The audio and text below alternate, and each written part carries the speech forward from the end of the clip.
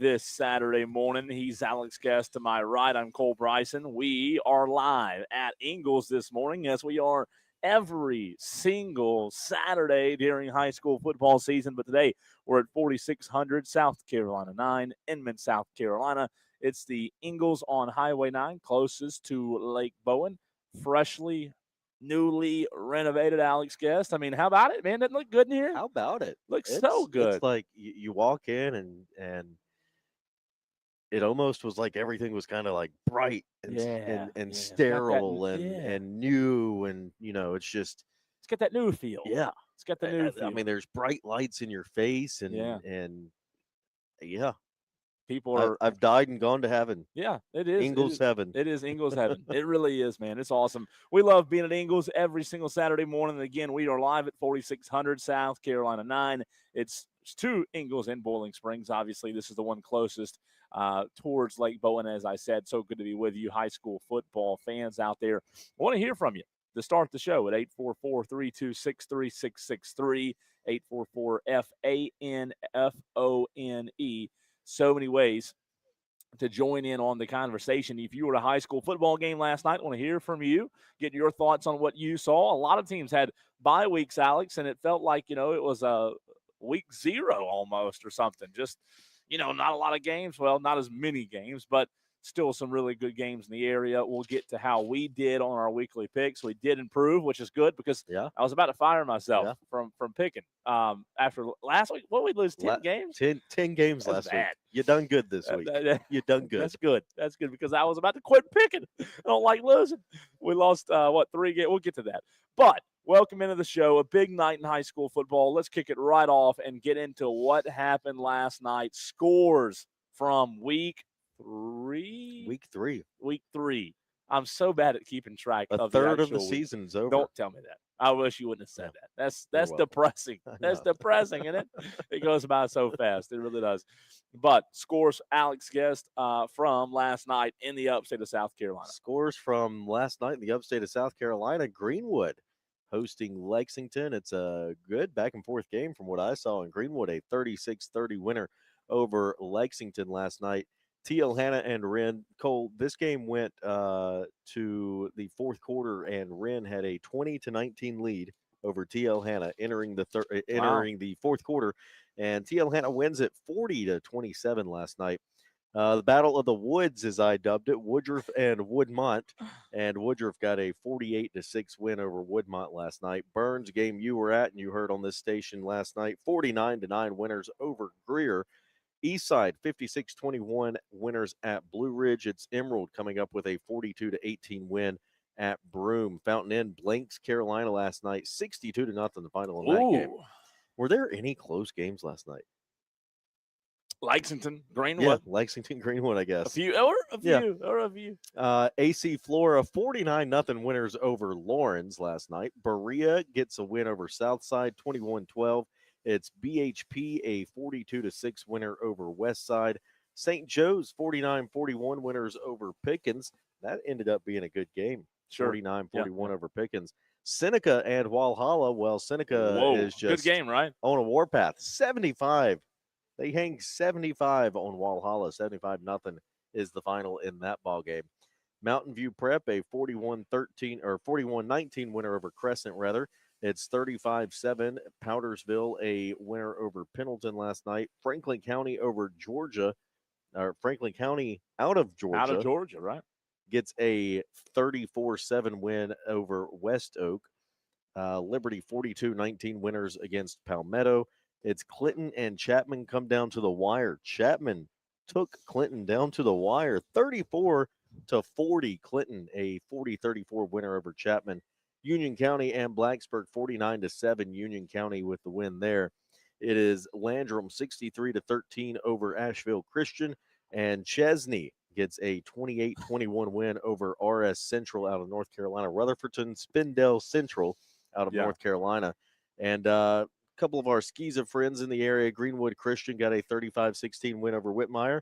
And Spartanburg Christian fell at home to Thomas Sumter, 55-52. Over what, Upward? Is that right? Yes. Over at Upward, where they play.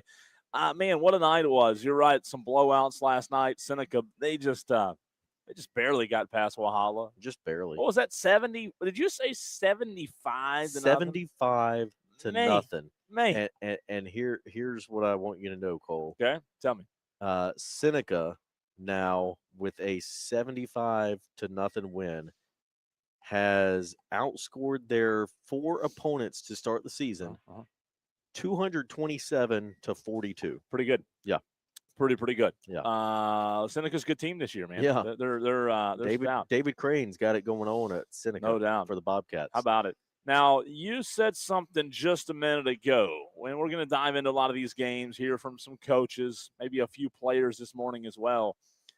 We always, Alex, usually in the first segment or so, always ask the question of what surprised us the most, right? And man, Chapman, Clinton, that one definitely. Absolutely. I mean, we both picked Clinton to win, but final score again on that one more time? 40 to 34 was the final. I mean, I would have not assumed, I would not have imagined, rather, that game would be as close as it was last night. In overtime. Overtime, that's right. In overtime. Chapman Panthers, man, what a night it was, taking Clinton to overtime. So, look, I know you got the loss, or I know you took the loss, rather, but I guess if you're Chapman, that's maybe the first game where you felt like this year you have something to build on a little bit, Alex, just from several tough outings thus far. So a big night for Chapman Clinton. That seemed like one of the better games. You asked the question if everything was blowouts last night, but Chapman Clinton, man, seemed to be one of the better games in the area. Shout out to Corey Fountain and those guys. They're tough out. But, man, Chapman scoring 34, only losing by 6. I know, look, Harry Cavanis and those guys don't want moral victories. I know that. But, again, there are things that you can build off of. You played a really good Clinton team last night, right? A Clinton team that just won the state championship, a season ago. And look, I don't like moral victories either, but, man, you can take a lot from that. You can take a lot. It's been a rough start for Chapman, and for them last night to be able to go battle and keep that game as close as it was. I'm not saying it's a win, but I do think it's ultra important in the grand scheme of things. It might give those kids some confidence, Alex. Yeah, no doubt, Cole. I mean, you talk about the final stats from that game, 477 yards for Clinton compared to 407 for Chapman. So Chapman stayed right there with them, kind of toe-to-toe. And only 884 yards. Yeah, only 884 yards. Did they bring defense? I don't think so. Chapman was 13 of 19 through the air, no no interceptions. Clinton 3 of 12 through the air, threw 2 interceptions last night. So how about that? What a game it was! What a game it was! Good to see Rod on the stream, watching on Facebook. Rod? Appreciate you doing so. 40 other high school football fans in the stream watching. If you didn't know, you can watch the show live on Twitter, Facebook, YouTube. So many ways to listen as well. 97.1 FM in Spartanburg, 97.7 FM in Greenville. Also streaming live on the Odyssey app, the TuneIn Radio app, and the iHeart Radio app. So many ways to catch the show right here as we're covering high school football, what happened last night. Greenwood-Lexington's an interesting one because, Alex, I saw Greenwood a week ago over at Dorman, right? Mm-hmm. We know how that one ended, the overtime thriller. As good as Greenwood is, Tristan Lewis, the South Carolina commit. I know this sounds crazy. I actually was interested in this game last night. Yeah. Because first-year head coach, Stuart Young from Saluda, is that right? Yes. Stuart Young, first year at Lexington, first-year head coach. Greenwood, as good as they are, so much talent. How they'd kind of respond after, I mean, you had the potential of a hangover game, if you will, from that big win a week ago at Dorman.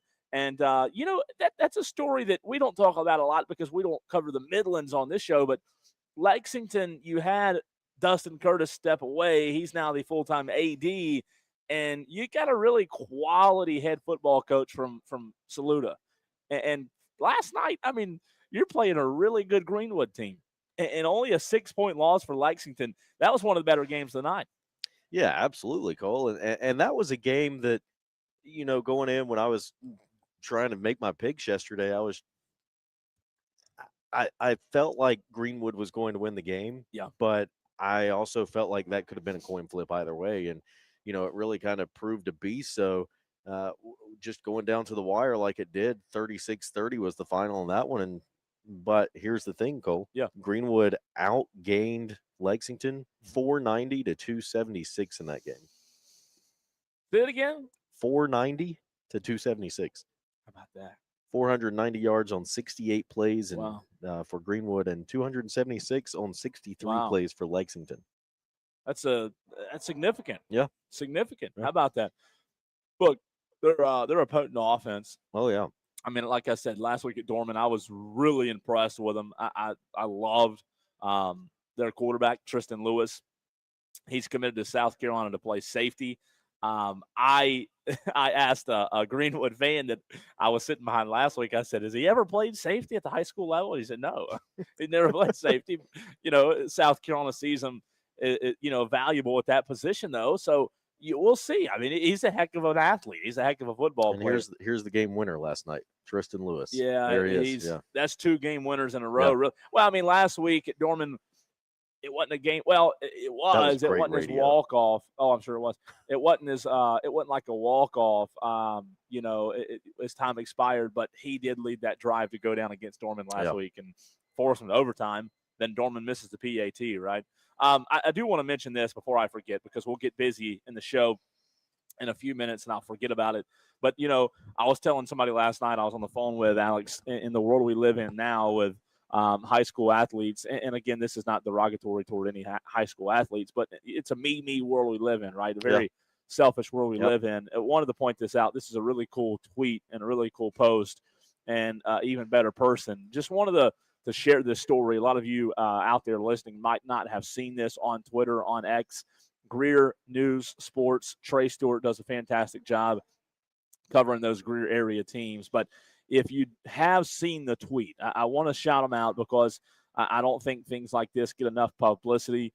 We talk a lot of negative, but sometimes we don't mention the positive enough. So last night, Burns Greer, right, Alex, the game was obviously heard right here on the Fan Upstate. But Trey Segura, man, what an awesome individual. We know how good of a running back he is, but here's how the tweet reads from Trey Stewart of Greer News Sports. He's got a video of Trey Segura breaking a huge, what I thought was a touchdown run. I even caught it on the radio as a touchdown because it was so close. And then all of a sudden, Lane Fowler said, no, they're going for 2. And when there was a first down marker on the field, I said, well, first down, first and goal. So here's the tweet. The tweet reads from Greer News Sports, "This is awesome. Trey Segura was running free for his 4th touchdown of the night. Instead, he purposely steps out of bounds at the 1, runs to the sidelines yelling Jacoby." And it was actually a little bit before the 1 when he stepped out. But nonetheless, the tweet goes on to say, Segura wanted his backfield partner, Jacoby Fuller, who he splits a lot of the carries with, to get his first touchdown of the game. That's exactly what Fuller did 2 plays later. So, look, this already has like 32 retweets and 9,500 views on X, again, at Greer News Sports. I just want to give a big shout-out to Trey Segura, not because he's a great running back, but because that just is special, man. It really is. And in the world we live in, to see a story like that, to hear a story like that of your star running back step out of bounds on purpose and then run back to the sideline yelling Jacoby to take himself out of the game, to put his running mate in there and get a touchdown 2 plays later. I mean, you just, in a high school football, man, that's what makes high school football great. Like those kind of stories, you just don't hear about that a lot. And I just wanted to give a big shout out to Trey there. That's so cool. And I was going to mention it first thing this morning. I knew if I didn't, I would forget. But just a big shout out to Trey Segura. He's pretty good athlete himself. Besides being a good person. Yeah, pretty good athlete. And I was lucky enough to catch the second half of that game last night, Cole. And I was down on the Burns sideline when that play happened, and everybody on the sideline even thought that it was a touchdown, and then thought that they were lining up to go for 2. I was so confused. And I was like, "What's going on here?" But I know. I mean, just incredible by Trey Segura there, and then Jacoby Fuller to come in. You mentioned it, to get the touchdown 2 plays later, and I mean, just a couple of great kids there. Selfless, act there last night. In today's age and time, that's what you want. It really is. So one of those kind of gives you goosebumps kind of stories to hear. So shout out Trey Segura, the junior running back for the Burns Rebels. How do we do last night, Alex? In our weekly picks, we picked 23-ish games. Yeah. I threw the ish on there because I think that's right. Ish. 20. Ish. Who knows? How do you pick 23-ish? We picked 21 games. 21 games. 21. Okay. Yeah. And you and I did pretty good last night. Yeah. Now, how do we tie? Well, you got to get rid of this tying. You know, I hate ties in sports. How do we tie last night? It's no fun. We both went 18-3. We right? both went 18-3. Not a bad night. Where'd you get? You go. You go first. Where'd you go wrong last night? So where I went wrong, you can do it. Yeah. You can do it. I hate to admit it. You can do it. I hate to admit my downfalls, but you can do it. No, First part of getting better is admitting it. Yeah, you're right. Hi, my name's Alex. Yeah. I picked Blue Ridge over Eastside. That one did not go in my favor. It was a 56-21. Eastside was the winner there. And then I picked Southside over Berea, and I picked Pickens over St. Joe's. So, of those three, 2 games were 1-score games. I think 1.5 score games. How do you have a half score? Who knows? Yeah. But Southside and Berea, I think, was 21-12, and then St. Joe's Pickens came down to a touchdown in that game. So some good games, though. Good games. I goofed on Blue Ridge. Yeah, you did. Yeah. So the 3 I got wrong, I also went 18-3 last night. I got Wren Hannah wrong. So you and I texted back and forth yesterday, and you were on wire to wire with us. We talked about it. Wren Hannah was a hard one to pick. You picked Hannah. I picked Wren because I saw when I was going through making my picks, I saw that you picked Hannah, and I'm sitting there thinking, I said, man, Wren just almost beat Powdersville, right? A week ago. Powdersville did win that game. Right? Yes. Because I got it wrong 9 times last Saturday. I just wanted to make sure I got that right. And Wren's a good football team. And I'm not taking anything away from Hannah. By the way, I hope their quarterback's okay. I know you told me he had a pretty bad injury last night, but I really did. I thought Wren would get it done. I saw Hannah week 0. No disrespect to those guys at all. I just think that ultimately Jason Tone every week gets that team better. They beat Westside last Friday night, right? Hannah did. Hannah, yes. Hannah beat Westside. Turn around and beat a really good Wren team. Look, this is a team that runs that, wing T, and they're going to continue week in and week out to get better and better. So I was really impressed by that.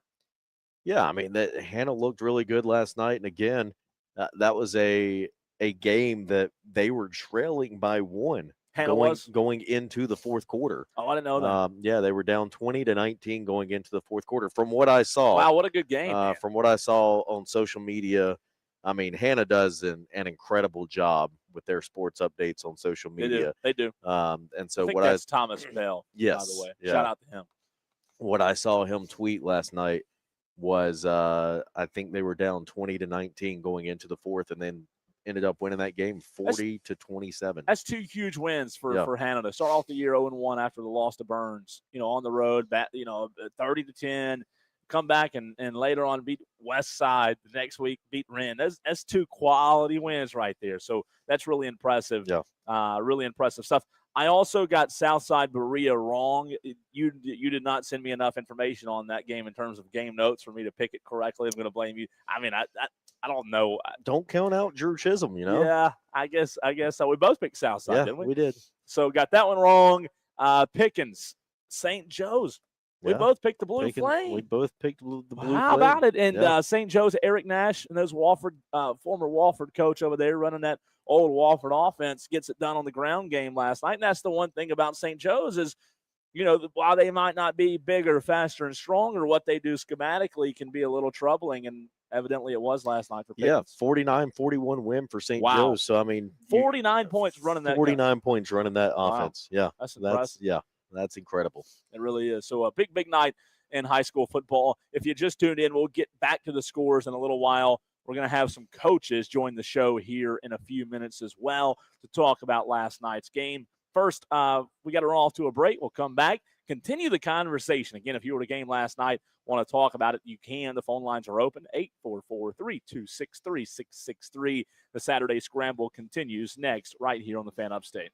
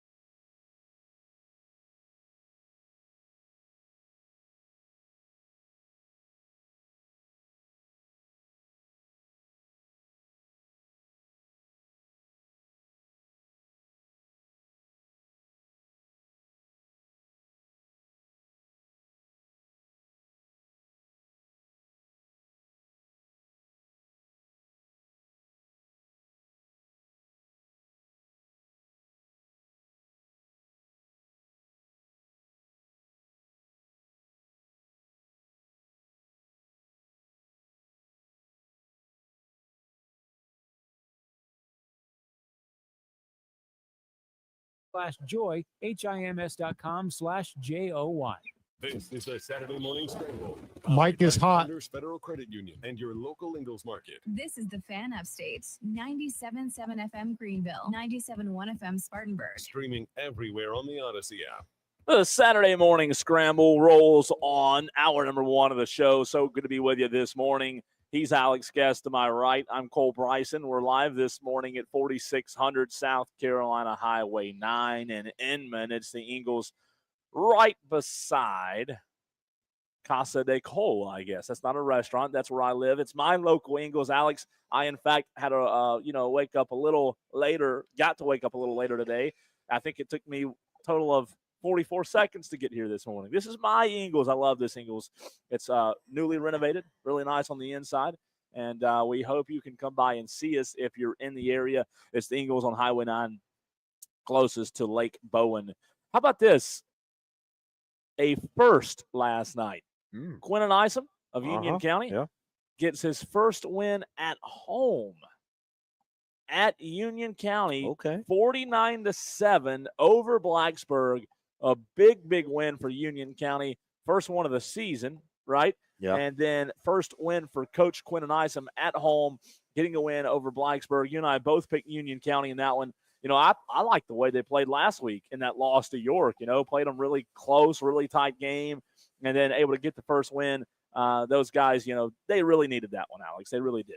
Yeah, no doubt, Cole. I mean, you talk about a Union County team that, I mean, they've had a rough start to the season, obviously, with the opponents in Newberry and Fairfield Central and York. I mean, that's those 3 games aren't really games to laugh at and say, oh, hey, we got this in the bag. But I mean, a big win for Union County last night. Now they get a test with Chester next week, so it doesn't get easier. Man. But Chester and Clinton before starting region play with Mountain View Prep. So, another tough 3 games coming up for Union County. But hopefully with the momentum they get last night with the big win over Blacksburg, they kind of carry that over. It's a big win over Blacksburg. So congratulations to those guys.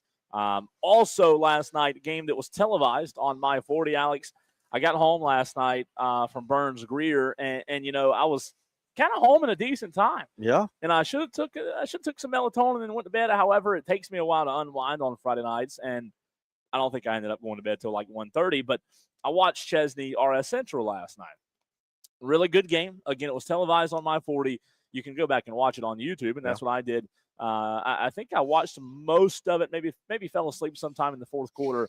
But Chesney with a big 28-21 win over Rutherford Spindale, is that right? Rutherfordton Spindale Central. Yeah. Gotcha. Throw that Central in there as well. Throw the Central in there. RS Central, 28-21.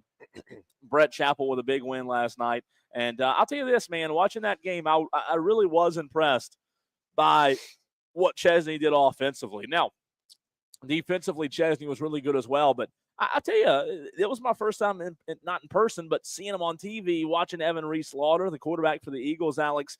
That guy's special, and Brett Chappell's got him a good quarterback up there. Next time we talk to him, we might get to talk to him this morning, depending on the schedule. But Chesney's got a really tough quarterback in Evan Reese-Lauder that I think puts a little bit of stress on opponents. Like last night in that first half, a little bit of a slow start, kind of, from both teams. Yeah. I don't know if it was Chesney and RS Central kind of feeling each other out, if you will. But all of a sudden, man, Chesney starts getting that offense going, getting that momentum, and they were really playing well. Evan Reese-Lauder is a good passer of the football, but what he can do with his legs is super impressive, man. He's a dual-threat guy, and I just want to give a big shout-out to him because I think he's one of the more underrated quarterbacks in the area. They've got a lot of talent on offense as well. Cale Thrift, really good running back for the Eagles. Braylon Blanton, Jaden Bridges, Ben Hefner. They've got a tough team, and we've had Coach Chappell on a few times already this season. But a big win last night. A few people yesterday on the show, when you and I did our picks, texted and said, "No, Cole, no. RS Central's a pretty good team year in and year out. Chesney's going to have a tough time." And that's a really big win last night. How do you not love the direction Brett Chappell's taking this Chesney football program? Yeah. Excuse me. Okay? Yeah, sorry. I had a frog in my throat. Sorry. I mean, obviously, Chesney we know what Chesney has been, obviously, but then with what Brett Chappell's been able to do in the last 2 years that he's been the head coach. I mean, you talk about they go 6-6 last year. They've already started the season 3-1 this year, so you're already halfway to your win total from last year. And 3-1. What you said, 3-1 start, right? They had 3-1 loss start, to, and the one loss is to Broome, that 1-point loss a couple of Yeah. weeks ago. And you and I both picked Chesney in that Yeah. one. We thought, Yeah. I mean, we both thought they might be 4-0, and I'm sure Coach Chappell wishes those guys were, but man, 3-1 start 3-1 start for and second-year head coach. You get Woodruff next week Wow. at Woodruff. That's huge. That right now, if you had to tell me to pick Yeah. that game, I'm flipping a coin. Well, it's going to be a good one. I think the key in that one, and we'll talk about it, is how you can not allow Woodruff's offense to stay on the field a lot. I think if you're Chesney, you're looking at that game just right off the bat, you've got to figure out how to really control time of possession, put together some drives and be efficient in those drives. That's going to be a really good football game. You said it was at Woodruff? At Woodruff next week, yeah. How about it? A huge game for Chesney, man. I know they're going to start preparation for that. And look, RS Central, they may be good historically year in and year out, but here's the thing. They're not South Carolina football good. No. No, they're not. I mean, stick to basketball in North Carolina. Oh, man. Yeah, I mean, might as well. You're throwing shots at them. Speaking of shots, I like this. Before I forget about it, I wanted to bring this up because somebody sent it to me last night. So, Northwestern, South Point, two teams that are kind of on the fringe of our coverage area, right? Yeah. Pretty familiar with both of them. We have a lot of our teams play them. So, 27-23 last night, right? Setting the scene for you. South Point defeated Northwestern. Okay. District 3 Stadium. South Point goes in and gets the win. So here's what Northwestern coach Paige Wofford said in the interview after the game. You ready for this? Yep. Paige said, talking about South Point, they've done a great job of bringing kids in from all over to play on their team. Northwestern head coach Paige Wofford said, they're displacing that on South Point kids, and if that's what they want to do, then so be it.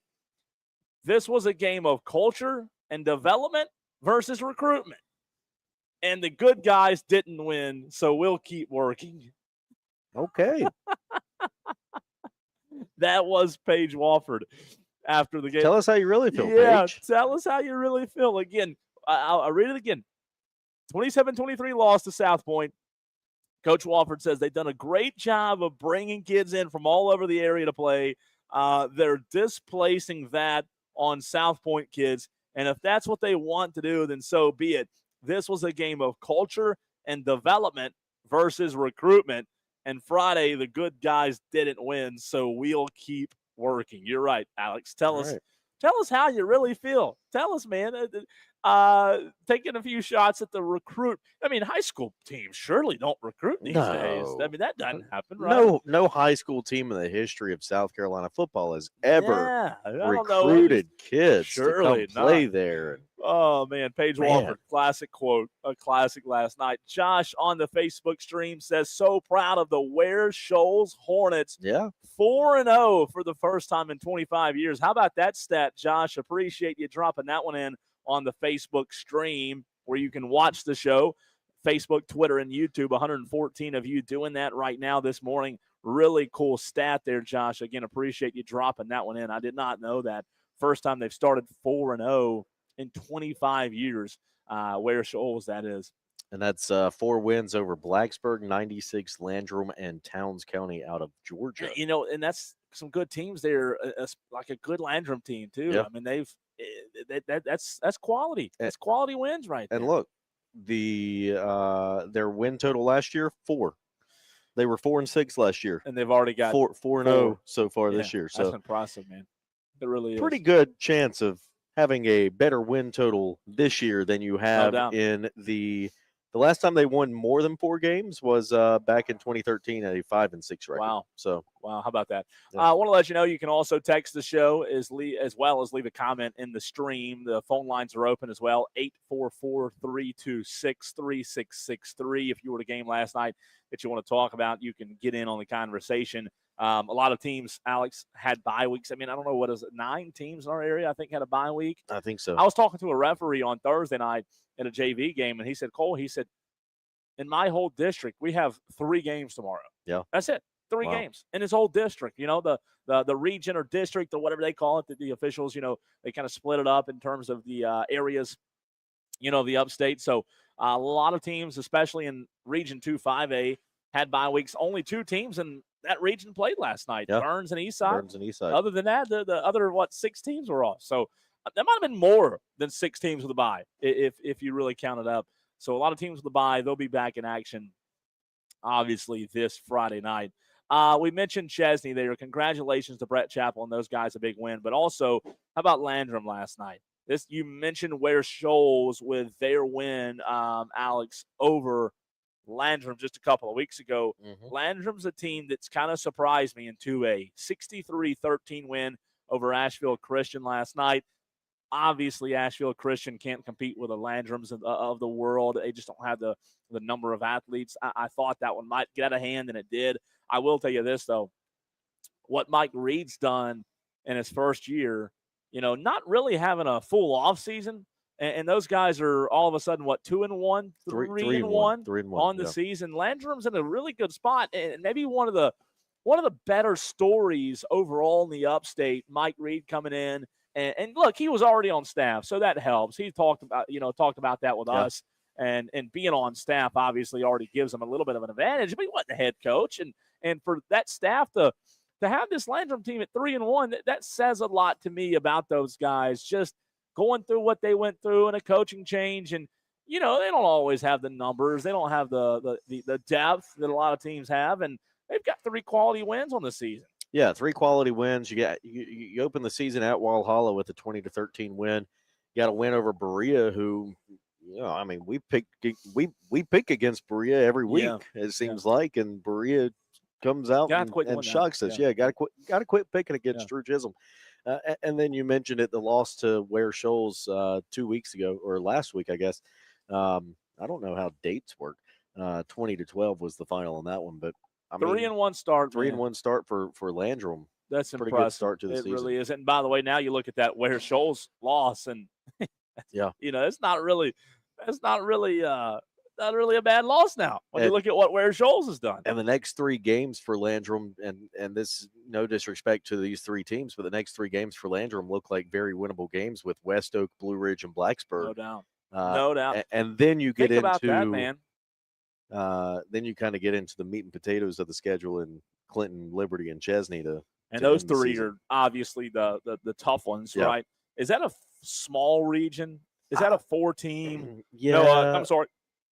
1, 2, 3. Yeah, 5-team region. 5-team region between Blacksburg, Landrum, Liberty, Clinton, and Chesney. Yeah. Is that right? Chesney.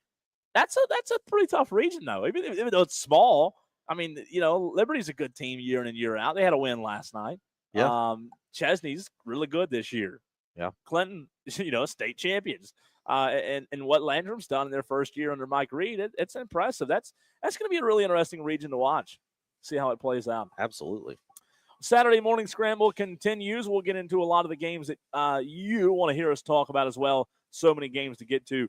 Alex, what game did you go to first last night? Did you make 2 or 3 games? I made it to 2 games last night. Okay. My wife and 2 kids were with me as well. So I think if I would have tried to push for 3 or 4 games, you think you could have done it? I don't know that I could have done it. Yeah. What game? So what game? So we started at the Blue Ridge Eastside game. Gotcha. Left that game at halftime. It was 28-7 Eastside. Eastside's just a lot more athletic. They're bigger than what Blue Ridge is, and they really had it going on last night. Had a punt return that got them deep into Blue Ridge territory. I think they had a pick 6 early in that game too. So 28-7 at the half in that one, and Eastside went on to roll in the second half. And then I made it over to the Greer Burns game and got Blue Ridge to Greer, right? Yeah, Blue Ridge to Greer. About 10 minutes, waved to my parents' house in the middle of that trip. Short little trip. Yeah. I say this, man, about Burns Greer last night. It doesn't really matter. I was telling somebody on the phone last night, one of the things I love about going to Greer, it doesn't really matter what their record is. Man, you're talking about a community that supports their team. Yeah. There's a good crowd last night. Greer was coming into the game, 0-3. but you couldn't tell that by the fan base, the fan support. That their fan base is awesome. They have great community support. The Burns side, even though it's a smaller away side, there wasn't a seat on the Burns side last night open. It was a really good crowd. Just one of those, awesome high school football environments under the water tower over there at Dooley Field. But a big win for Burns last night, 49-9. The thing about it is, we talked about it in the postgame show, Burns had their way. And if you look back, if you're Coach Reggie Shaw, he said this after the game, if it wasn't for 3 fumbles, in critical areas, 2 of them were deep into Greer territory that took away some points off the board. You're talking about potentially 70-7 or 70-9 last night as the final score if you convert on those 3 drives where you fumbled the football and turned it over to Greer. So a big win for the Burns Rebels, Alex. You and I went into this game both picking Burns. We assumed it would be the Rebels who get the win. Greer's just a little bit down this season. Yeah. Yeah, no doubt, Cole. And you mentioned that atmosphere that Dooley Field brings for Greer. Let me put it to you this way. We got there at the very start of the third quarter. We were still in the parking lot as we heard the whistle for the third quarter kickoff. And, we were told when we got there, oh yeah, well it's 28-9, so you're like there's no point in you going. Yeah. Like Burns has this one in the bag, and we walk in, and yeah, there were some Greer fans walking out, and even some Burns fans walking out that had just said, yeah, this one's in the bag. Try to get home early. We walk in, and Dooley Field's still packed. It was to the brim. Ground. I mean, both sides of the stadium. So, I mean, just shout out to obviously Greer fans. 0-3 to start the season, now 0-4. Yeah. But they're going to pack out Dooley Field week in and week out, and we know what Burns is able to do with their fan base and traveling. You knew that Burns had that one circled on the calendar, on the schedule after what happened over there last year, 18-10, and Greer won that football game, and you could tell that Burns came out.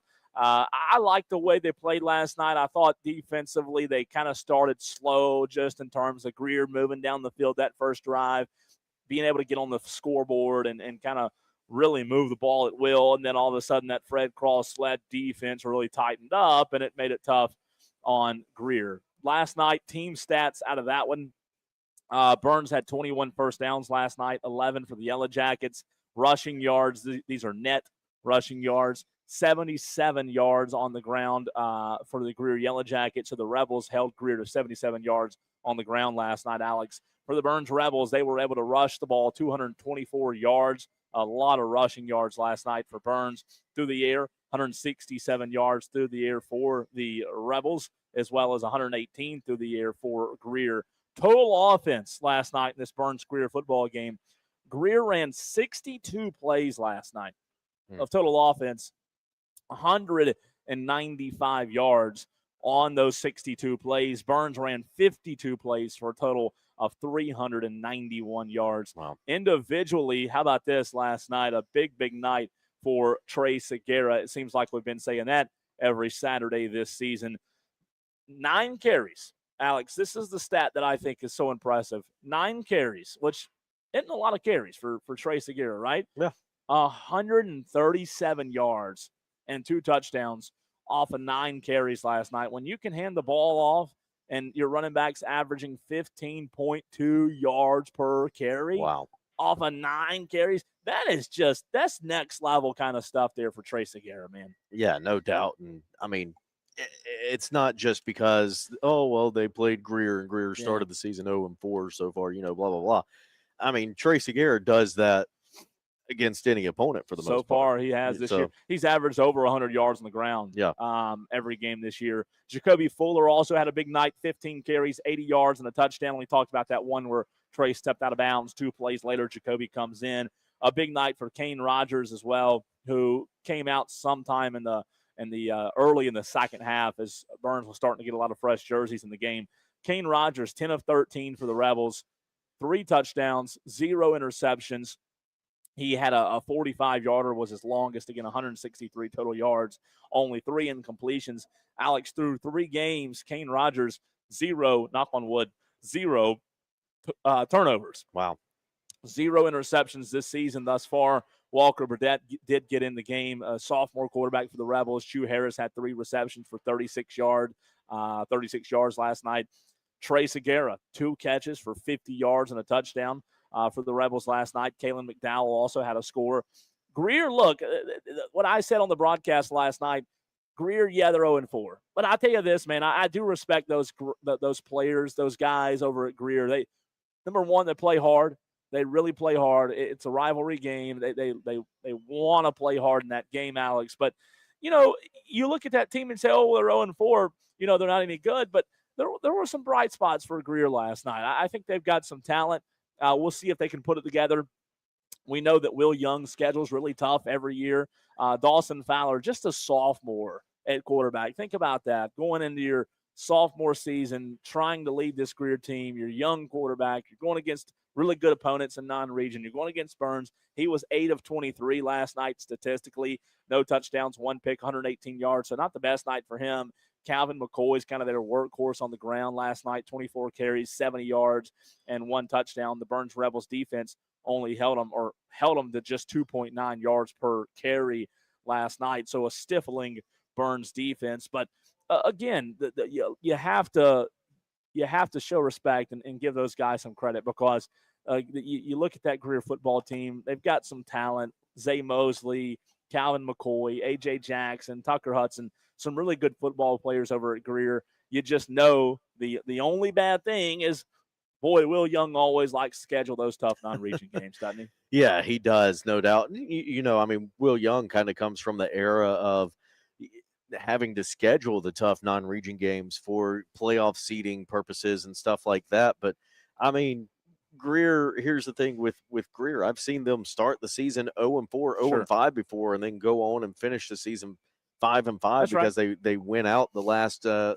their games against the region. Well, they started 1-2, 1-3 last year, something like that, and still managed to finish 7-5. Yeah, started 0-3. 0-3. Got the win over Yeah. Burns, went 1-3, and then won 4 of their last 5, 5 of the last 6, something like that. 1, 2, 3, 4, 5, 6, 6 7 of their last 8. Okay, see. So yeah, How about that? We'll see, man. We'll see. Is Greer? By the way, are they off this coming week? They have a bye. Greer opens up region play this week against Berea. Okay. They have Well, there you go. Might be they a have win. an off week on the 24th of October, so week 9. We'll take a break. Continue the conversation. Wrap up hour number 1 of the show. We've got Reggie Shaw joining us in the second hour of the show, the head football coach of the Burns Rebels after a big crosstown rivalry win last night over the Greer Yellow Jackets, and a lot more coming your way right here on the Fan Upstate.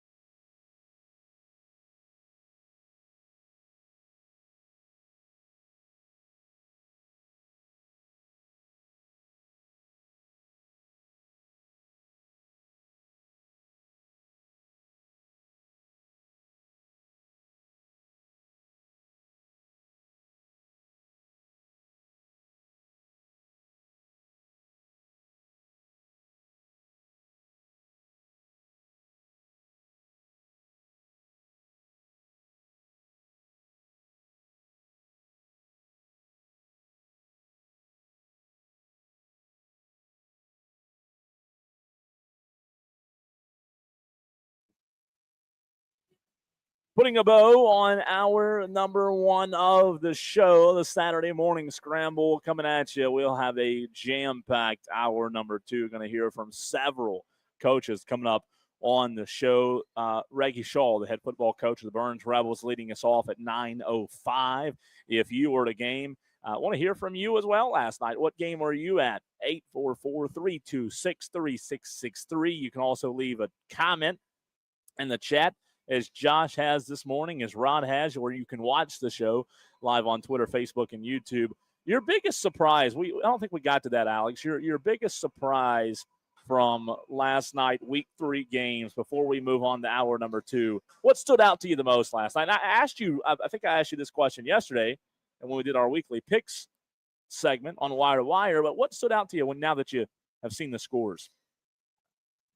Well, yesterday you asked me what the game of the the week biggest was going. game. Yeah, That's right, the biggest game. And so, and I think you said Hannah Wren. Hannah Wren. Yeah. And I really thought that game was going to be like a one-score game. I didn't think Hannah was going to run away with it like they did.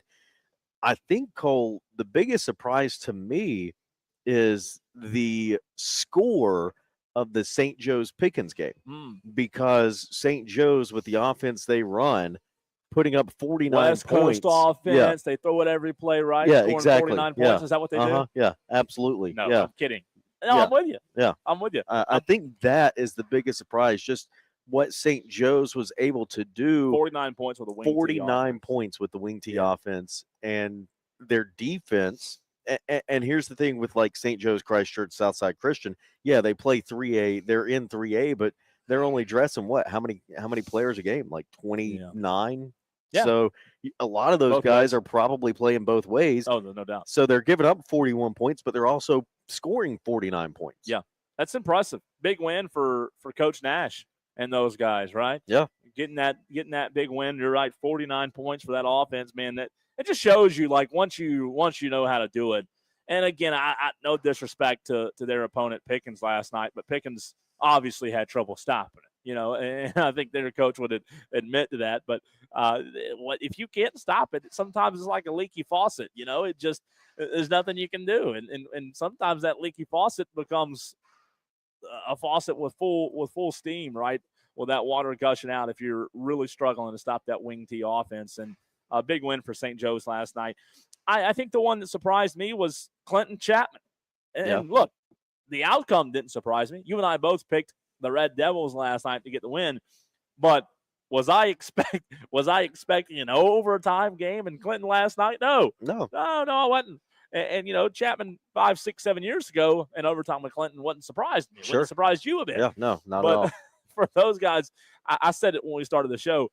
I know Chapman doesn't take moral victories, and Coach Cab, I'm sure, would be the first to admit that. But, man, you've got to feel good about the way that you guys played last night. If you're Chapman, just after the rough start of the season, man, getting blown out by Bowling Springs, right? Tough loss there, and the turnaround the next week and go on the road, play the state champions. I know the injury bug's been really tough on Chapman, but that's a big win. Hour number 2 of the Saturday morning scramble coming right at you. We'll hear from a few coaches, as well as maybe get some time to look at what's happening next Friday night, 6 days from right now. We'll continue the conversation. Hour number 2 of the Saturday morning scramble next on the Fan Upstate.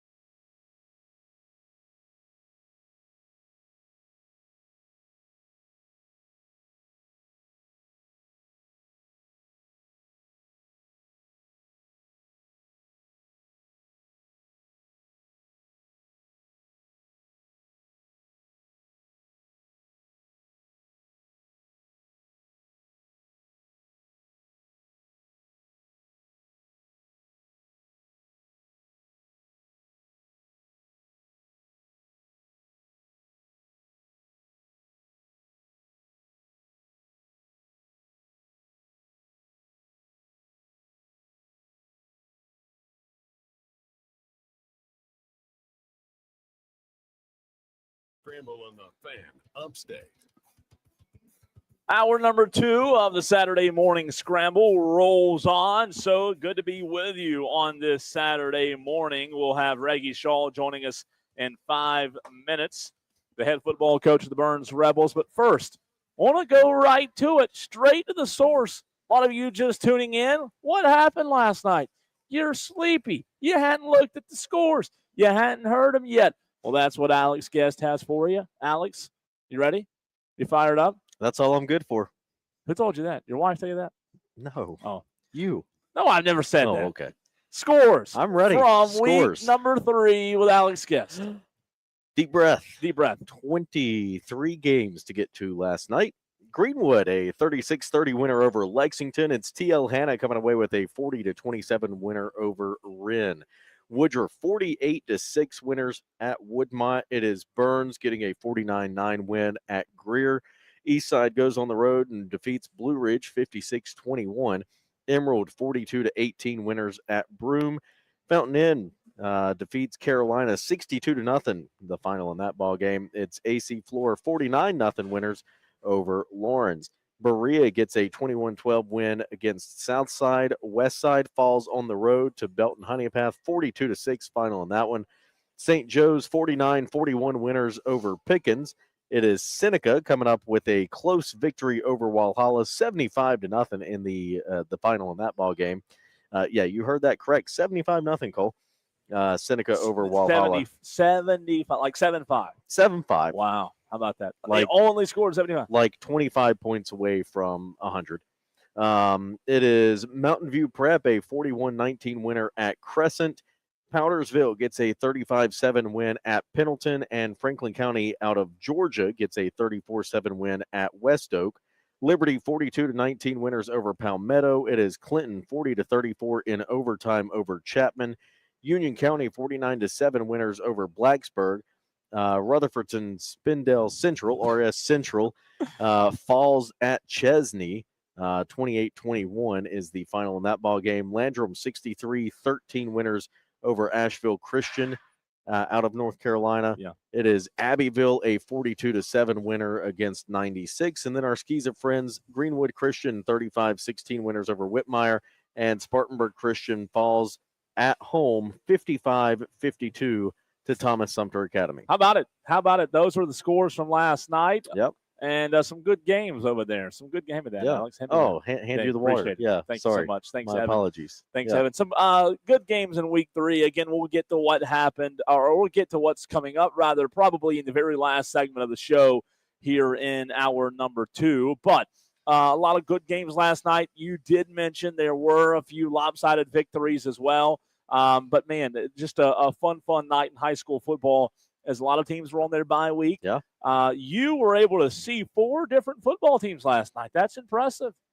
I thought you were about to say 4 different games. And That would have been impressive. 4 different football teams. You saw Yes. 4 teams. I saw 4 teams play. Yes. Blue Ridge, who else? East Side. Blue Ridge, East Side, Burns, Greer. I got to The other 2? Did you forget the other 2? No, yeah, that was it. I think you went to Greer after that. I got to in that second game that I attended. I stood beside the esteemed Charles Wyatt and Reggie Shaw. Yeah. Yeah. Yeah, how about that? Yeah. You were able to make it to Greer Burns last night. So Yeah. you saw East Side, Blue Ridge, Greer, and Burns. That's Yeah. pretty good. 4 teams in one night. I think you and I pulled that off, one time last year? I think so. No, Yeah. I think A that was couple. actually a couple of years ago Yeah. we did that. A couple years ago. That's tough. And then I know, like the TV guys of the world, they do that. You know, you have to go catch several games. They'll run from one to the other. Yeah.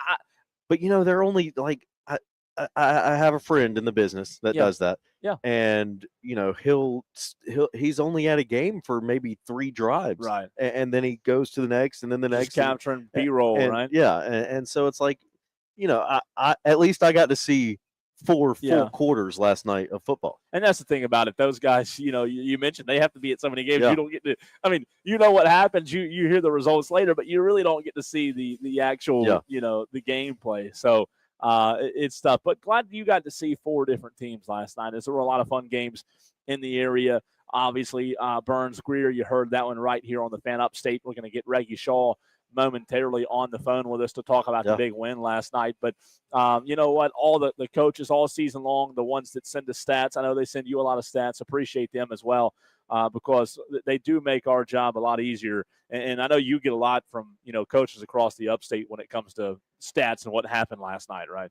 Yeah, and you know, I have a source with Burns as well that sends me stats. Sitting right post-game. next to you. Yeah, Sitting right next and to you. most of the time he sends me stats at like 3:00 in the morning. That's true. That's So true. I don't ever have Didn't a have to do chance to that watch last them. night. But Didn't have to do that. I was able to watch Chesney RS Central last night on TV after I got home, and I watched most of that game. So let's talk about the Burns Greer game though last night, as we're joined by Reggie Shaw, the head football coach of the Burns Rebels. Coach, I know your Saturday mornings after a win are always a little more glorious. That coffee's just a little stronger after a win, right?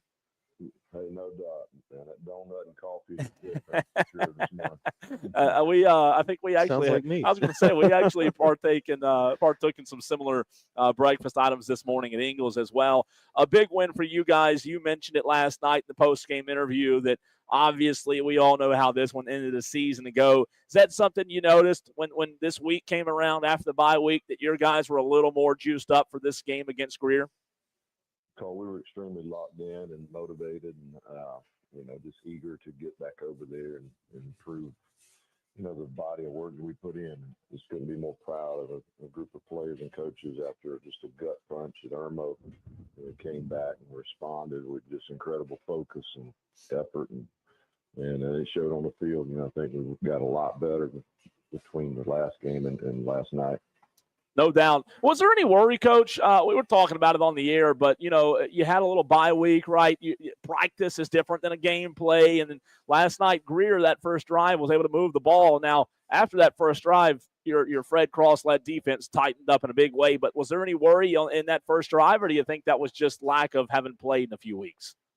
Yeah, I think it took a little while to catch up with the speed of their counter. Will Young is known for his counter plays, and he had a little wrinkle that we haven't seen, and it just took a minute. And honestly, we had some new faces out there. There were a few guys that they're kind of disciplined or didn't play last night for various reasons, just trying to get their attention and get them ready for the rest of the season. So it was good to get a bunch of fresh faces out there and give them some game experience.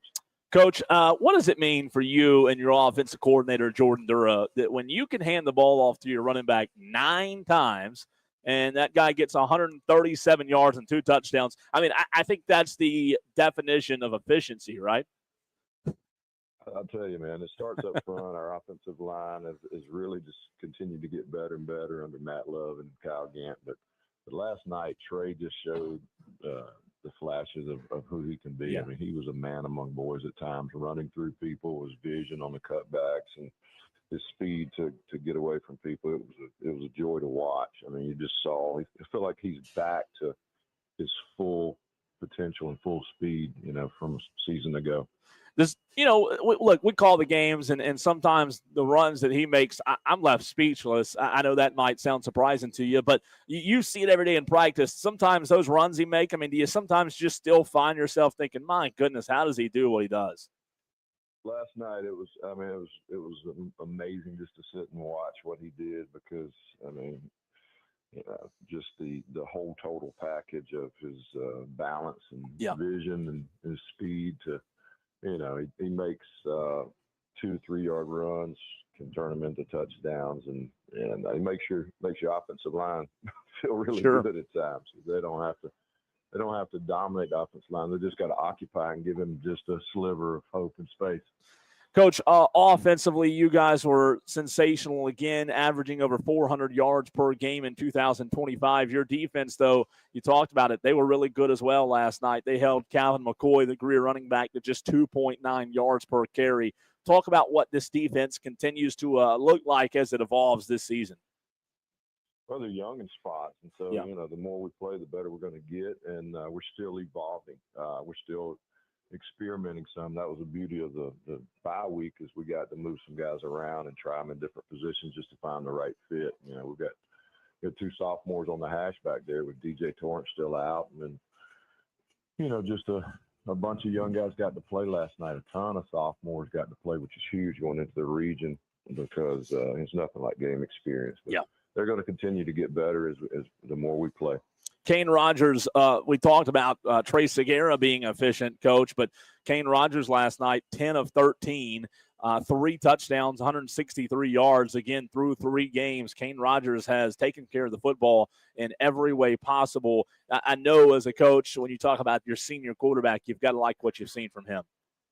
Loving it, man. He's just making great decisions. That's all we ask you to do is just manage the game well and take what the defense gives you, and he's done that. You know, in the past, maybe he would force a deep ball in a tight window, but now he's just taking those 5-yard boot passes, which turn into 20-yard touchdowns. So just real pleased with his development, his poise, and patience. Coach, what's your message to the team? I mean, is there a different level of urgency now going into region play as the Rebels open up with Wade Hampton Friday? No doubt. A couple years ago, we just developed a mindset where it's all about us. It doesn't matter who we're playing.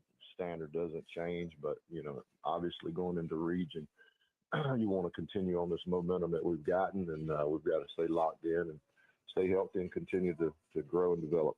Coach, we appreciate your time as always. Congratulations on the win, and we'll talk to you again soon. Thanks a lot, guys. Don't eat too many of those donuts. We'll try not to. Alex will try not to. I think bagels is next on the menu. Yeah. Reggie Shaw, the head football coach of the Burns Rebels, always a pleasure. A big win last night for the Burns Rebels, 49-9 over the Greer Yellow Jackets. Also, Alex, some Yellow Jackets that we mentioned in hour number 1 of the show, the Union County Yellow Jackets getting a win last night over Blacksburg. I have some audio that I want to get to here in a second, but Union County with a 49-7 win over Blacksburg. It was Union County's first win of the season, but Quentin Isom's first win as a head coach at Union at home. So a big win. Brock Hemrick of the Cherokee Chronicle caught up with Quentin Isom after last night's win for the Union County Yellow Jackets, and here is what the coach of Union County had to say. Quentin Isom. Coach, I know in the first half, 13-0, came out of halftime. You guys kind of got some tempo and looked like swung the momentum of the game your direction. How big was that first drive in the second half? That was huge. We made it a point. This is short, right, John? Yeah, it's about 2 minutes. You have about a minute and a half left. We pick up our tempo and momentum from that point. We ended up coming out with tempo. I'll let you know when the mic's hot. About 30 seconds left. Saw a lot of explosive plays tonight from your offense. How big was it to kind of keep that momentum on your side and also kind of deliver some backbreakers in that second half? It was huge, man, because we kind of run out like we also are excited with the kids are performing as well as they are in the moment. But that was tremendous for us to finish drives and in that same right now when you finish the drives, that's what you want. No disrespect to Blacksburg, great football team. I love Coach Batchelor, what he's doing. Just About 45 seconds left. I know. Like I said, they play extremely hard. I'm just glad that I keep it. Coach, what does it mean for your team to get the first win of the season here at home in front of the home crowd? Confidence-wise for your guys, what does it mean? It's a huge momentum. About 30 seconds left. I want to make the mic hot in about 5 seconds. Mic will be hot in 5, 4, 3. Mic is hot. So building that confidence in each of those plays is very tremendous for us. Coach, is this your first win here at home? Yes, it is. What does that mean personally? That means a lot. 10 seconds.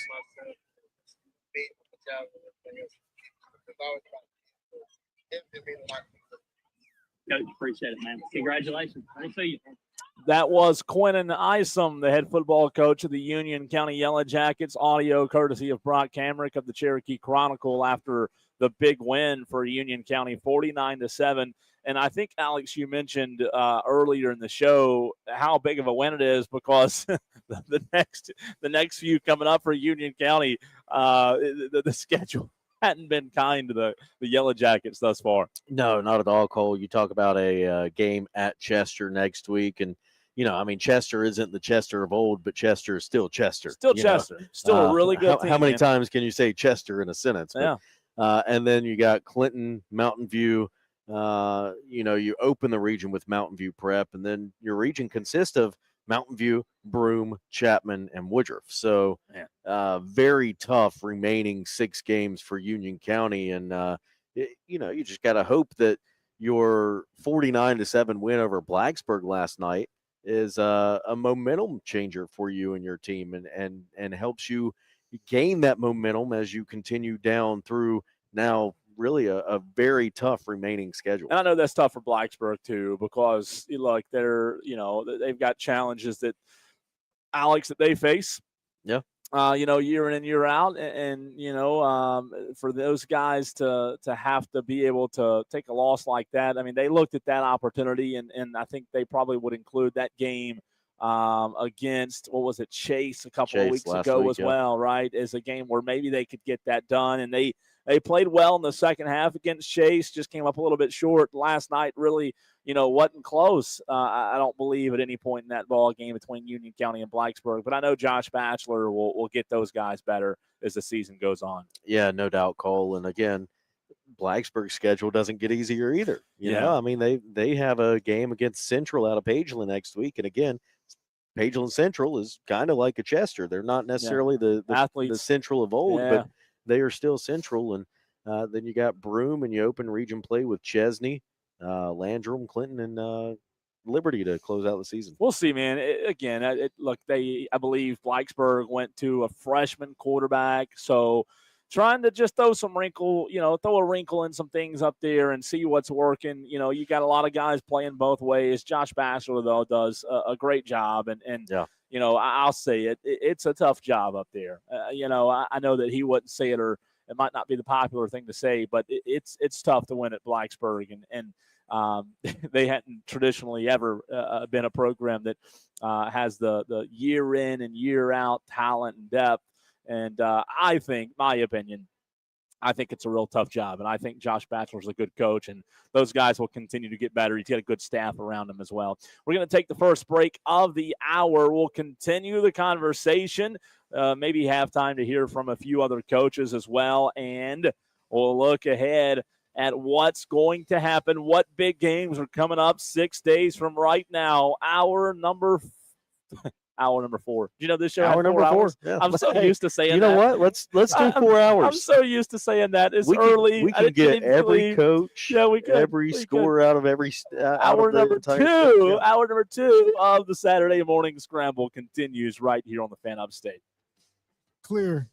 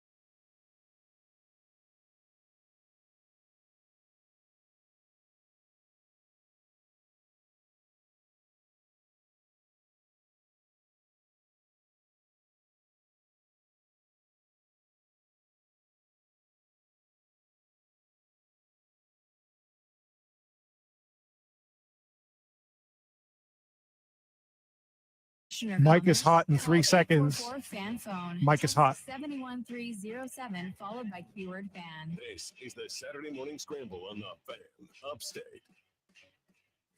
Continuing the high school football conversation, I want to say thanks to Reggie Shaw, who joined us earlier in the hour, talking about the Burns-Greer win last night for the Burns Rebels. We continue the conversation, though, right here on the Fan Upstate, as we do each and every Saturday morning. And we go back to the phone lines, where we are joined by Brett Chappell, the head football coach of the Chesney Eagles. Coach, congratulations on the big win last night, man. Had a great win for us last night. Had a TV game last night, which was cool, and got to showcase our community and school, and man, what a great way to do it. You know what? It's interesting you said that, Coach. I got home from the game that I was at and was able to pull it up, the recording of the game, and was able to watch most of that last night. Great job, by Chesney High School showcasing the football program in the school. I thought it was a great production as well. Was glad to be able to see you guys on TV last night. 28-21 win over RS Central. What kind of your thoughts going into the game after you've watched them on film last week? It kind of seemed like in that first half you guys were kind of both feeling each other out. We were, when we had a chance to watch film on these guys, from their last two games. And when we knew this going in, every coach and staff goes back and they kind of scout their schedule for the year, go back in the summertime, look at how many returning starters, seniors, all of those things. And crazy enough, the RS had the most starters coming back. They had over 20 seniors last night. Wow. So we just knew it was going to be a really tough ball game. They had lost two really tough games just by one score apiece. So we just felt like it was probably going to be one of those games. It was going to be one late. One of the huge things last night was the momentum swings. I mean, it just went back and forth. It seemed like we could probably stretch it out a little bit, and then here they came back, and they did the same thing. You had about everything you could expect. You had some turnovers. You had kickoff returns for touchdowns. You had just some great all-around play by both sides. Yeah. That was one of those games where it was just, you hated to see somebody lose because it was such a hard-fought game. Just a good high school football game. We're joined by Brett Chappell, the head football coach of the Chesney Eagles. You talked about that back and forth, the momentum swings. Does that, as a coach, do you appreciate getting that experience in non-region? Because I know as you get into the region and as the playoffs approach, I'm sure you want your guys to have a taste of that already, right? You got to have it. If you're going to do anything special in a season, you've got to have games like that. And be honest with you, Cole, you got to have games that you lose like that. Yeah. You've got to be able to teach and learn from it. Had a really good game with Broome a couple of weeks ago. Got into overtime. That we kind of made a comeback and got back in it, and then we didn't win. I thought we grew a lot from that loss, and I think that helped us last night.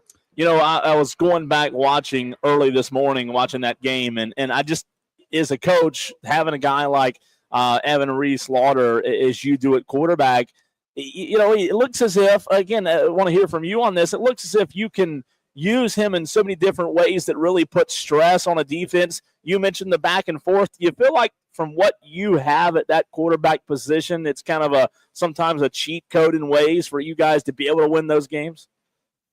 Special player. Yeah. And I've coached for a long time. What he brings to the table for our program and our team right now, he's just very special player. And I tell you, the one thing that you may not have seen and realized it was him, Coach, he went in and he had two huge plays on defense. Wow. They had a reverse pass that he came out of nowhere and knocked out of the air as a receiver was about to catch it, and we had nobody on it.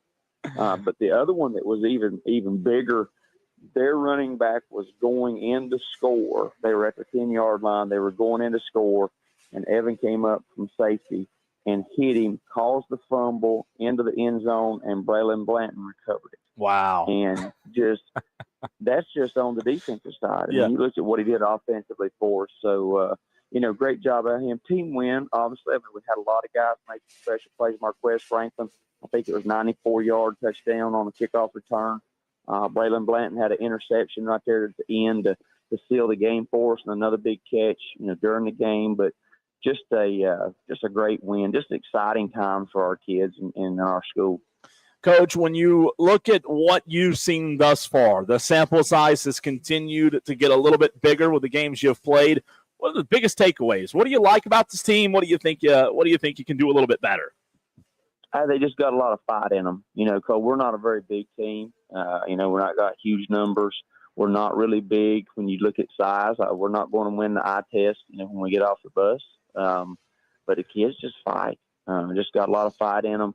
I'm very appreciative, of the fact that they put the time in the summer to get themselves ready and to give us these chances to be in these games. You talked about the other guys a minute ago that surround Reese Lauder, but defensively, when you look at what you guys can do on the defense side of the football, big areas, you mentioned his play, but some of the other guys defensively as well, and kind of your identity defensively in your mind through these first few games. Benji Lazar and Chavez, middle linebacker for us, had a great game. Kai Copeland up front, defensive tackle, was solid for us as well. Keaton Platt, we just got him back from injury.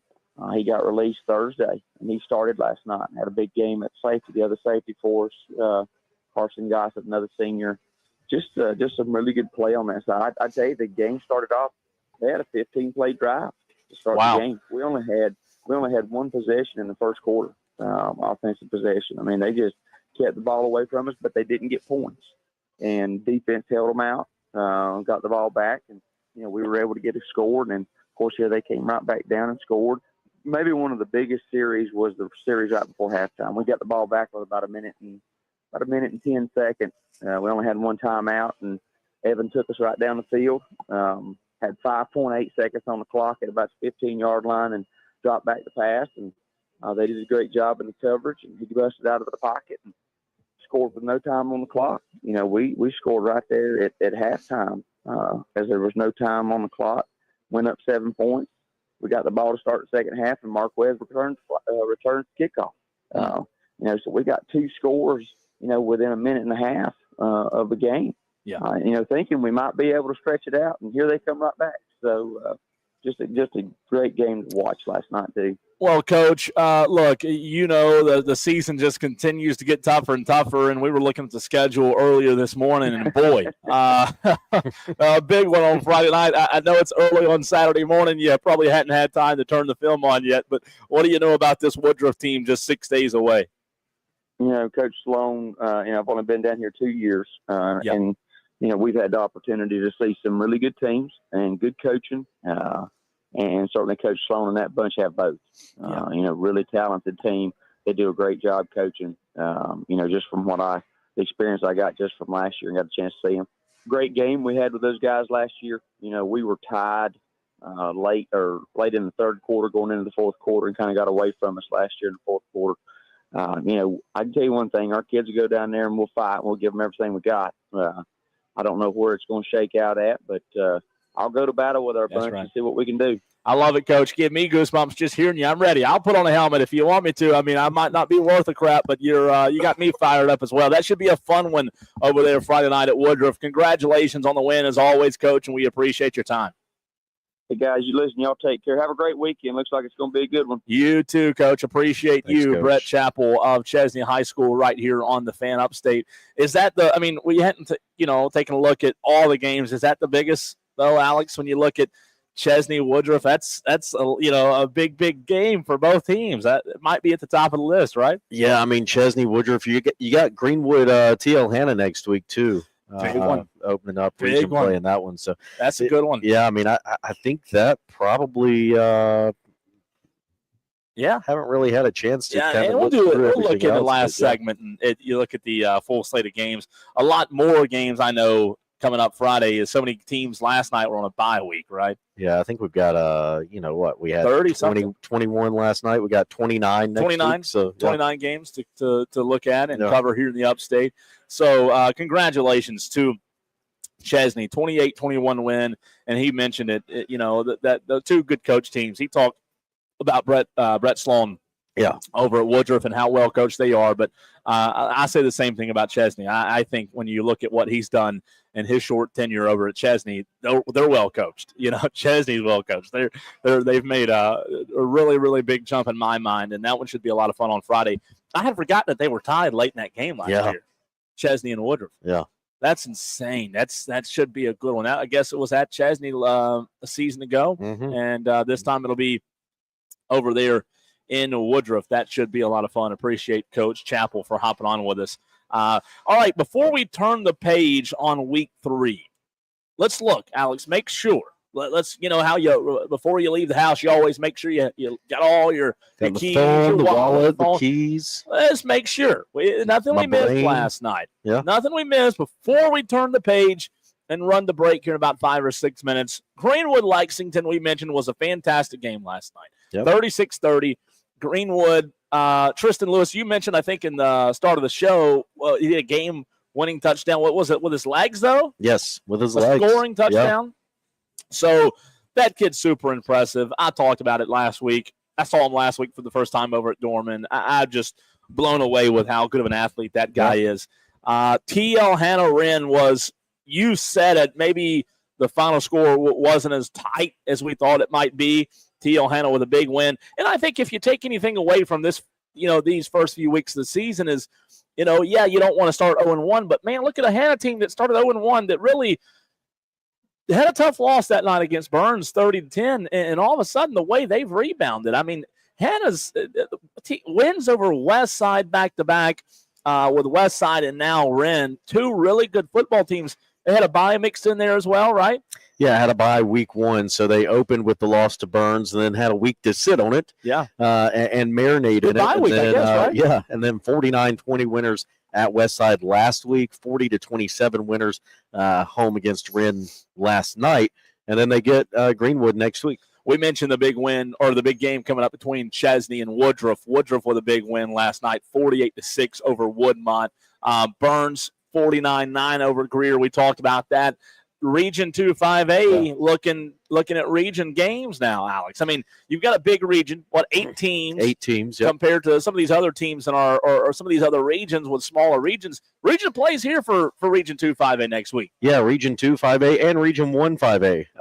Open up region play next week, but yeah, I mean, you talk about some of the games next week for those teams that we'll get into here in a little bit, but and that's why you saw a lot of the teams in our coverage area have those bye weeks this week. Because it's just they wanted the bye week going into region play. Yeah. We did mention this one, Emerald over Broome last night. Yeah. A tough loss for the Centurions. I'll say this real quick, 42-18 win for Emerald. We were at the Greenwood game a week ago, and I was talking to some Greenwood fans. Those two teams not real far apart. Yeah. And this is an Emerald team that last week was leading Woodruff in the third quarter. Yeah. Remember that? I Yeah. mean, this is, again, we don't give Emerald the most coverage because of where they are. They're kind of on the fringe of our coverage area up there in Greenwood, right? As we focus really right here in Spartanburg and Greenville County. But Emerald's got some dudes. They've got a good little squad, so really impressive there. Also, congratulations to Sam Holliday and Fountain Inn, quarterback over there. They had a big win last night, 62-0. You have not seen Fountain. Neither one of us have been able to see Fountain Inn this year, no. Right? Well, I saw him preseason. Yeah. I actually saw him in a 7-on-7 earlier as well, and again a 7-on-7. But I'll say this: they've got a good little team over there, and I think Fountain Inn is going to be fun to watch this season as well. Belton Honeypath did what Belton Honeypath does last night. Yeah. I mean, goodness gracious, West Side. Obviously, graduation and losing some transfer guys that transferred in there hurt them, right? What do they say? The portal giveth, but the portal also taketh away. And West Side's feeling a little bit of that right now, I believe. That wasn't even competitive. 42-6. 42-6. Think about that. That game 2 years ago, there's probably a neck-and-neck game. West Side probably wins that game with Cutter Woods and all the transfer guys that Brian Lane had over there. That surprised you last night, seeing that game so lopsided? A little bit of a surprise, yeah. But then, when you kind of go back and look, Westside, they've only scored 34 points all season. This season? In 3 games. How many wins? 1 win? No wins. They're 0-3. Westside is 0-3 to start the season. Wow. they had the loss on the road at Vestavia Hills out of Alabama. Sure. And then came back home, had a bye week, came back home last week and lost to Hannah. And then, again, a loss to BHP last night. No doubt. That's interesting. 0-3 start for Westside, man. Congratulations also to Mountain View Prep with a 41-19 win over Crescent. Those guys rolling. Mac Anderson Wallington, Alex, was our player of the week last week. Only 7 touchdowns. Only. 7 touchdowns. Just a run-of-the-mill kind of night, right? Yeah, I do that on video games all the time, right? Also, congratulations to Robert Muster and the guys at Powdersville, 35-7, a big win over Pendleton. Again, I'll mention it one more time before we move on. I liked what Chapman did last night. I know they lost, but, man, for those guys to go on the road, play the state champions, and a game that came, what you said, went to overtime. Take them to overtime. And it was 40-34 Chapman Falls. But, I'm impressed by that. That's a good Clinton team, It's a good Clinton team. So, Chapman could have, laid over and called it a season, right, based on their start. And for those guys to show that resilience, I think that says a lot last night to be able to go up there and contend with the state champions like they did.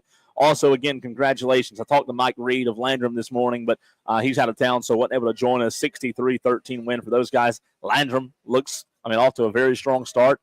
In 2025. Had a game last night, and he's already out of town. Well, I guess that private jet. What do you do, leave at midnight?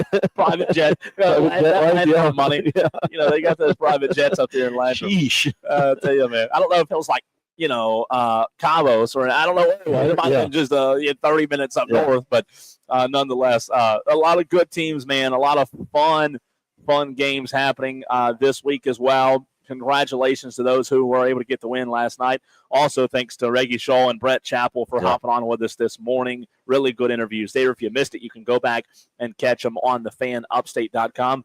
Good to see Taylor from Ingalls here at the brand new Ingalls. The newly renovated is what I call it. It's not brand new, but it does look new. It's fantastic. It is exceptionally done here on the inside with the new bakery, the new produce section, so many cool options and features here at the newly renovated Ingalls, where Alex and I are at 4600 South Carolina 9 in Inman, South Carolina. 2 locations here in Bowling Springs. This one's the one closer towards the 2 middle schools, or the 2 schools rather towards Lake Bowen. So appreciate Ingalls and all that they do for the Fan Upstate and for high school athletics. We're here the next 20 minutes, too.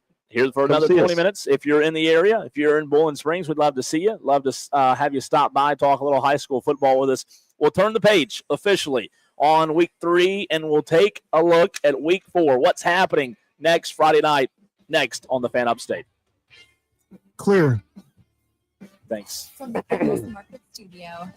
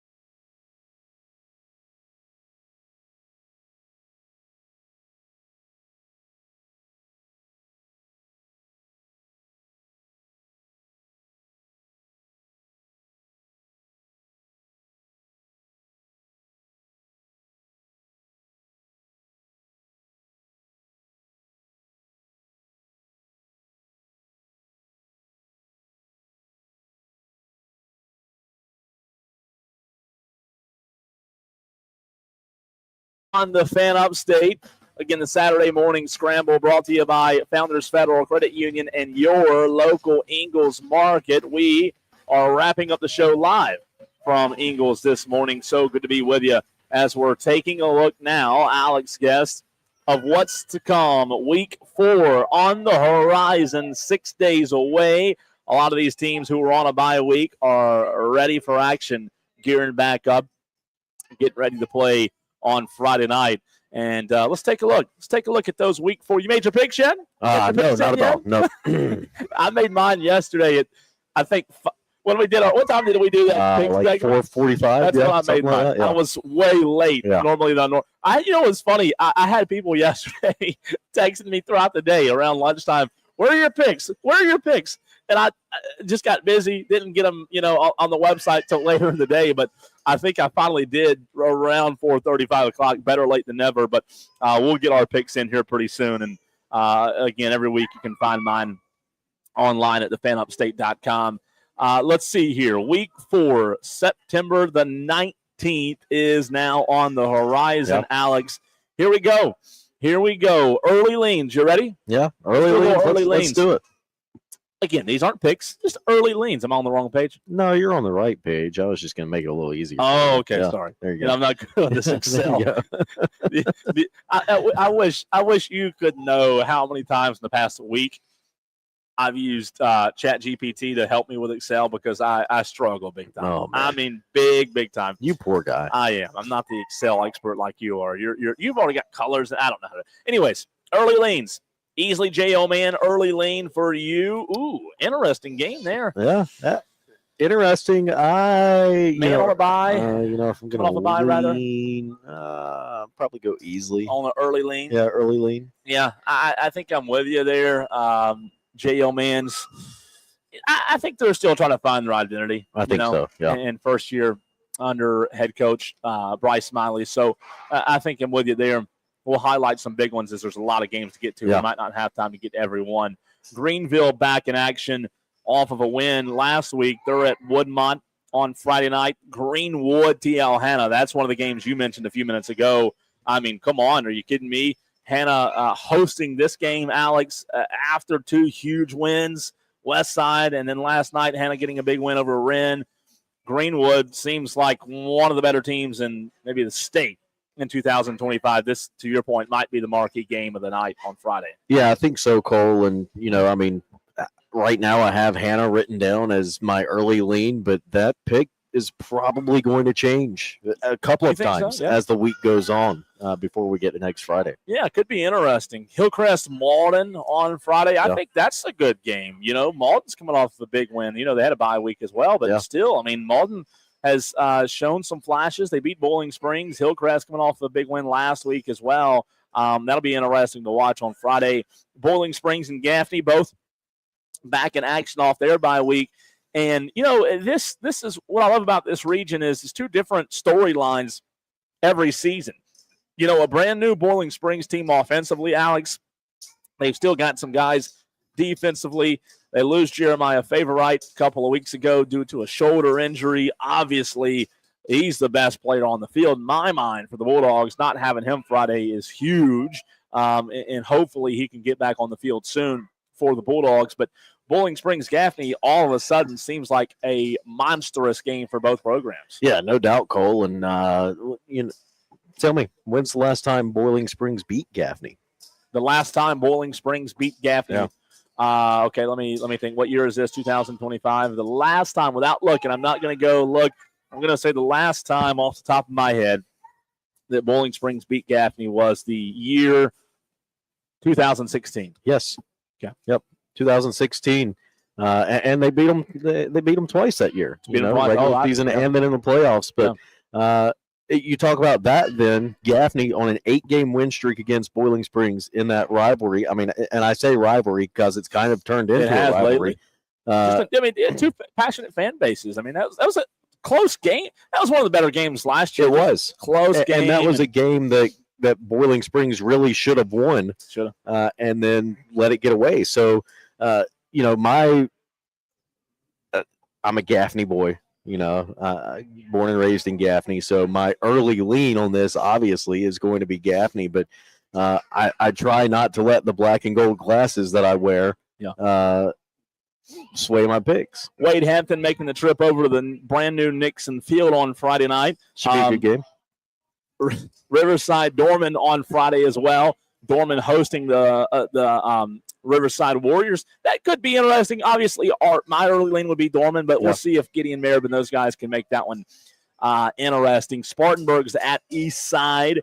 Strom Thurmond making the trip to Emerald. Fountain Inn hosting St. Joe's. West Side at Prince Avenue in Georgia. Okay. Berea Greer on Friday. Blue Ridge Pickens. Daniel Clinton.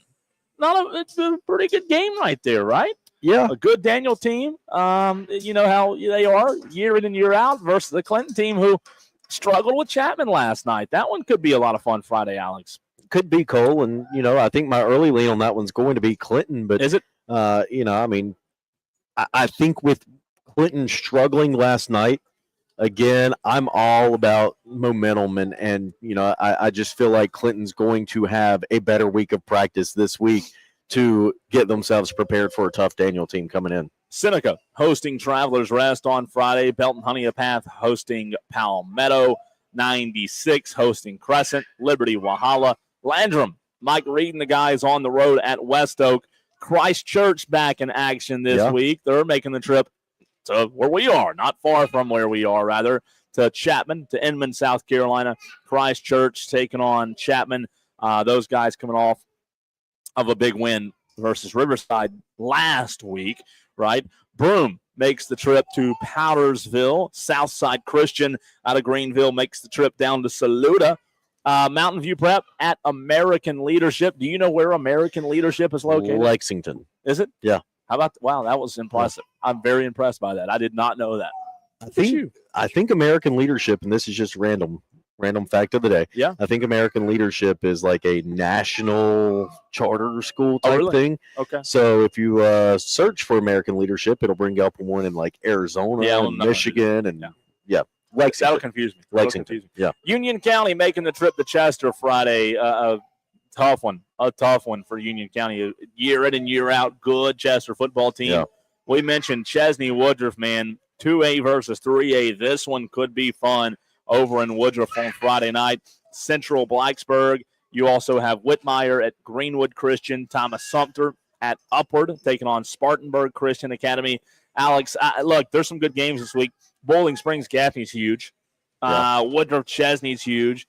You mentioned that TL Hanna game against Greenwood. That one's huge. I think those are the three, right? If you had a circle three, Gaffney, Bowling Springs, Greenwood, TL Hanna, and then Chesney, Woodruff, would those be your three as well? Yeah, I think so. Three pretty big games next. I'm very interested in the Chesney Woodruff game. Me too, for sure. Me too, and that's one of the things, man. With me calling every Burns game, I love hearing from these other coaches because I don't get to see, the 2A, 3A, 4A teams of the world. And like if I weren't calling Burns, would I love to be at Chesney Woodruff on Friday night over in Woodruff? That one should be a lot of fun. Brett Sloan going against Brett Chappell, two just really good guys. Obviously, they're good coaches, but, man, we're lucky in the upstate to have some really good coaches, just really good people with Brett Chappell and Brett Sloan, two really good ones, and two teams that are well coached in my mind. I love the direction that both programs are headed. I think Woodruff and Chesney, Friday night, it's the battle of we both got it right? Yeah. In terms of their recent head coaching hirings, I think Woodruff hit the nail on the head with Brett Sloan and Chesney hit the nail on the head with Brett Chappell. So absolutely should be a lot of fun. Appreciate you for being a part of the show as well. Always want to say thanks to Founders Federal Credit Union as well as Ingalls Markets, your local Ingalls. If you haven't done so already, make sure you visit them this weekend to get ready. Speaking of Chesney, we will be in the big city. Chesney Highway. Next Saturday, 1 week from today. I know today. where that one is. Well, that's good. Yeah. I hope you do. That means you'll be there, right? Yeah. We'll see you then right here on the Saturday morning scramble. No, thanks. I appreciate that. Hour number 2. It was a lot of fun. Again, thanks to John back in the Ingalls Market Studios. We'll do it again next Saturday on the Fan Upstate.